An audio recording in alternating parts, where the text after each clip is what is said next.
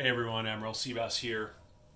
We are now in July of 1937, and we start, as always, each turn with the German turn.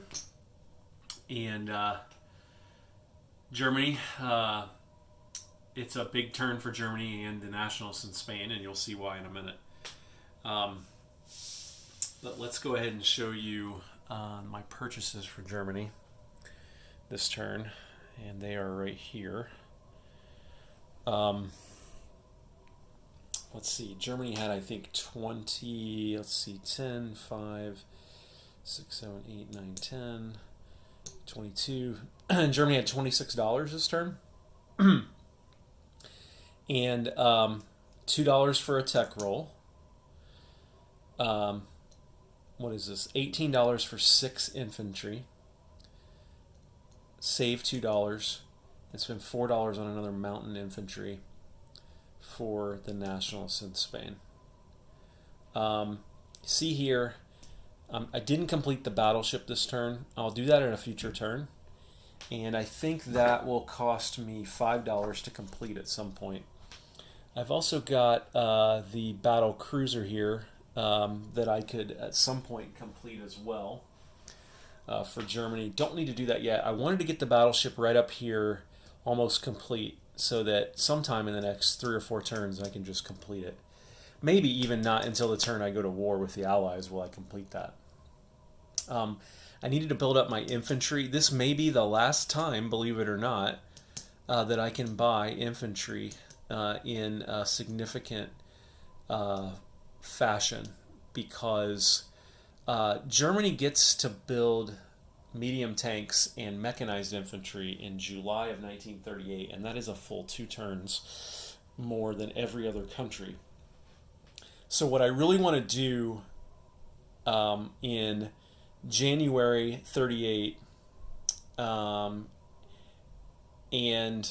July of 39 is use all of the money that I can for so in other words, I know I'm not explaining this very well.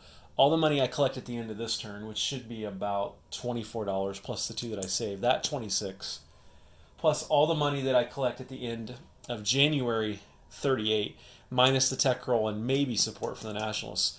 All of that, which should be somewhere between $40 and $50, I want to spend on tanks and mechs in July 1938. So I need to buy a good chunk of infantry here to just round out my army, beef up my army, my infantry, before I start buying tanks and mechs in earnest. Another interesting aspect here of Germany's planning is that depending on what happens with this tech roll, Germany might have some interesting choices to make in terms of when it buys tanks and mechs and when it doesn't.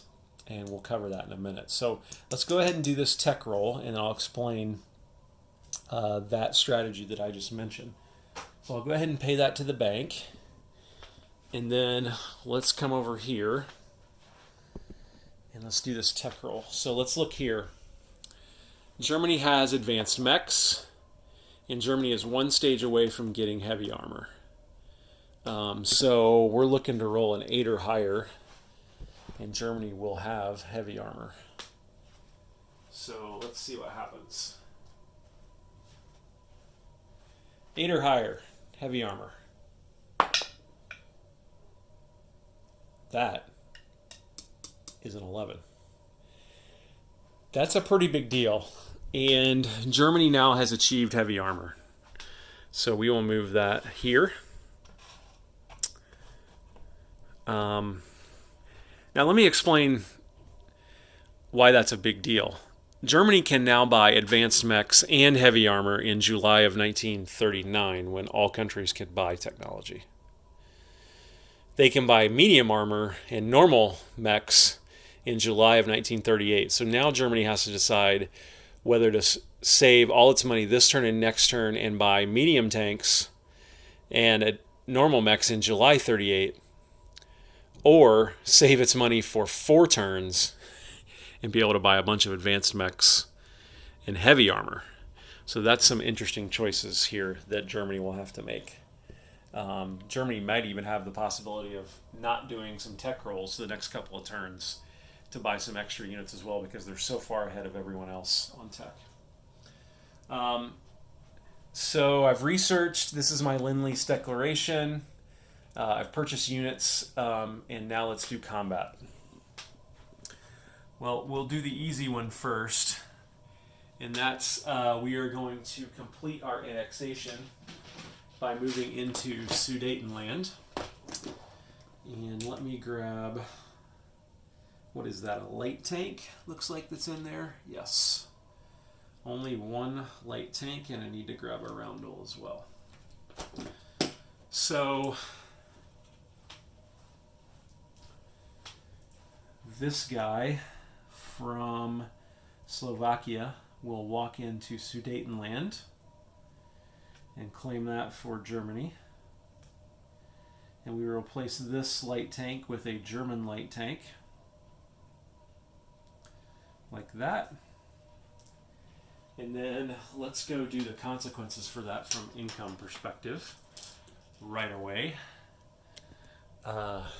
Germany goes up 1 to 24. And then let's see here. Let's see.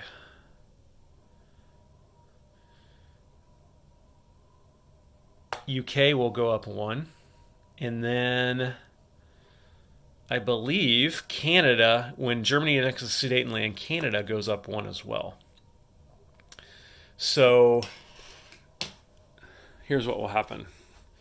Great Britain will go up 1, and Canada moves up 1 to $3. So that's an interesting development that Canada goes up 1 as well as Great Britain. Now let's get to the biggie here. Let's actually go here, like this. So I was thinking a lot about this, and I think we're going to go for broke here as the Nationalists and take advantage of some numerical superiority and try to win a significant battle here in the Spanish Civil War. I thought about just going for this and then moving most of my guys up here to Asturias, Valencia. But, they have 3 guys here, a plane and a medium bomber, a fighter and a medium bomber. And that's 5 units, and I think I can bring in a total of 8 units. And so I think we're going to go for it. So this guy's going to move in. This light tank, this guy, this mountain infantry, these 2 artillery, and this plane. All going to move in there. And we'll see what happens. So let me set that up and we'll be back. Okay, here we are. So Madrid is a mountain city, which means attackers are going to get a penalty and defenders are going to get a bonus. So let's do the defender bonus first. All infantry units in a city get a +1. So these 3 infantry will be here. Now, attacking into, first of all, we have 2 artillery here, and they get to upscale 2 infantry. So these 2 mountain infantry will come up here, and they don't suffer a penalty for attacking in a mountain, so they will attack at 3. However, ironically, these artillery will come down here to 2. They still get a first strike, though. And these 2 infantry will come down here to 1, and this tank will come down here to 3. So we have 2 units attacking at 1, 2 at 2, 3 at 3, and 1 at 6, attacking against a fighter at 6, 3 infantry at 5, and a medium bomber at 4. That's 1, 2, 3, 4, 5, 6, 7, 8 units against 5. And fighter casualties have to be taken from air units in the first round of combat. So let's see how this goes. First strike first. The 2 artillery for the Nationalists. looking for 2 or less. No hits. And then let's go with the 2 infantry here, both attacking at 1. And that's 2 misses. We've got 2 mountain infantry and a light tank attacking at 3. So that's 3 at 3 or less. And there's 2 hits. And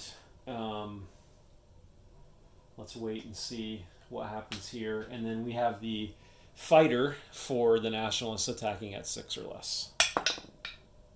That's also a hit.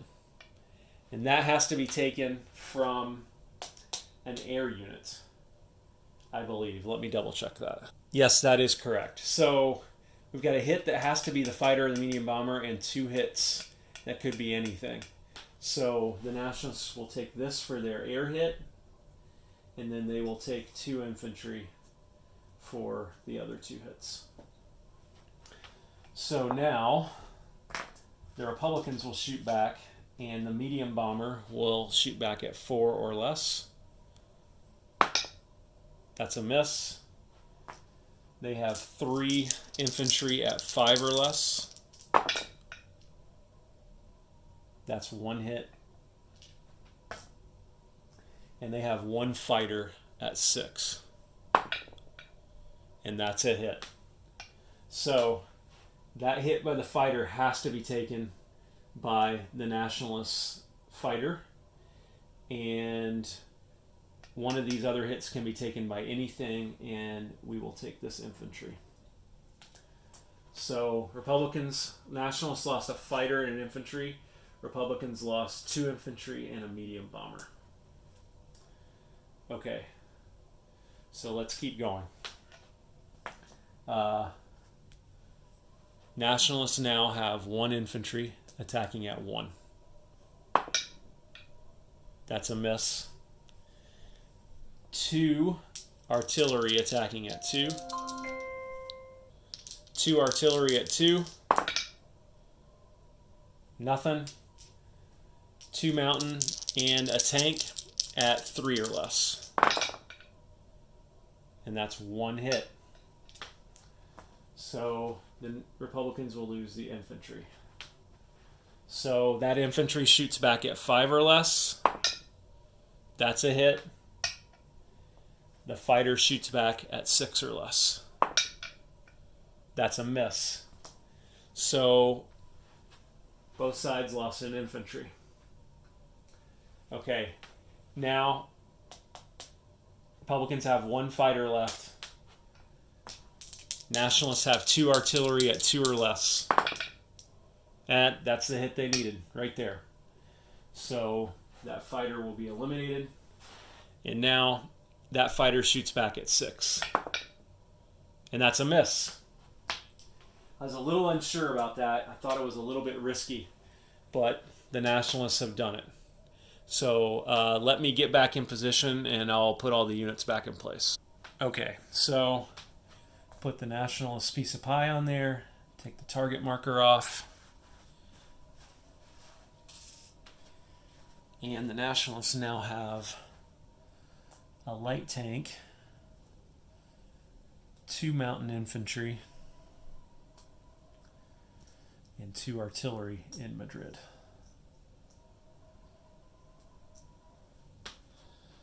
So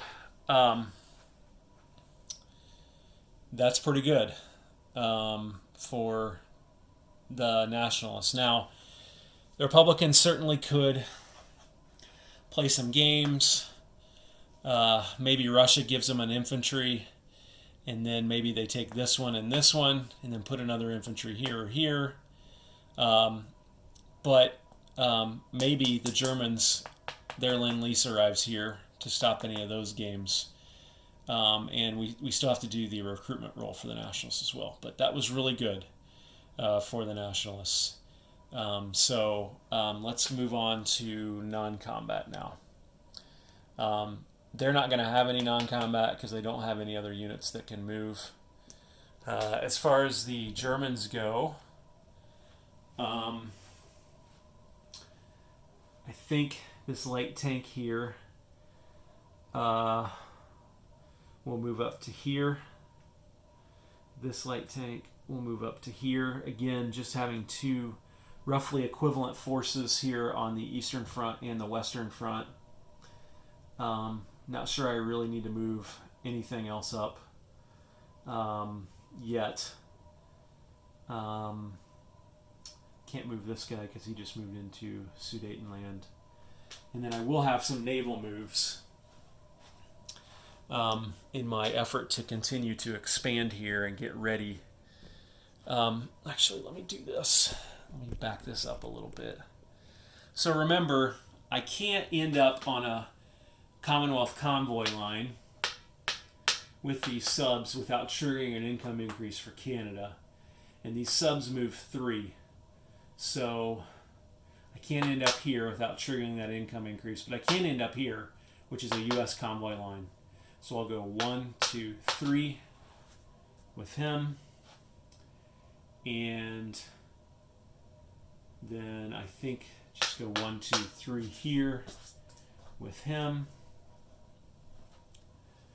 And then this coastal sub, he can only move 1. So he's going to go 1, and that's as far as he's ever going to be able to move until the war starts, which means he'll either have to move here or here to do convoy operations. And again, he can't end up here without triggering an income increase, and that's just not worth it to do that. I do have another sub here who can move 4 because he's at a naval base. So I think he can do something like 1, 2... No, he has to go around the horn because he can't end up on any of these lines. So he has to go 1, 2, 3 and stop here. Right there. I think that's it for my non-combat moves for Germany. So now we have putting units on the map or the production chart and then delivering Lend-Lease. Oh, by the way, I didn't check the neutral ads, and there are none in July 37. There actually aren't any until January 39, just for note. So, when do I do my recruitment roll? That's a rules question that I have. Hang on, I'll be back. So it just says during place units and collect income phase, so I'll go ahead and do it here at the start. And Nationals have 4 territories, so they need a 4 or less to recruit. They got an 11. Could have used that. So they get nothing, which means I think what I will do is place this mountain infantry that the Germans bottom, and I'll put it right here. Like that. And then the Germans have 6 infantry to place in Germany. And I think we will split that between the Western Front and the Eastern Front. And we will just do this. We will put 3 infantry here under this stack at this major factory. And we'll put another 3 over here at this major factory. Right there. And that's it for placing units. Now the Germans are going to collect income. They save $2 and they collect 24, so they will have another $6 or $26 to spend next turn. So grab that. It's 26. I'll replace that 2, 25, and 6.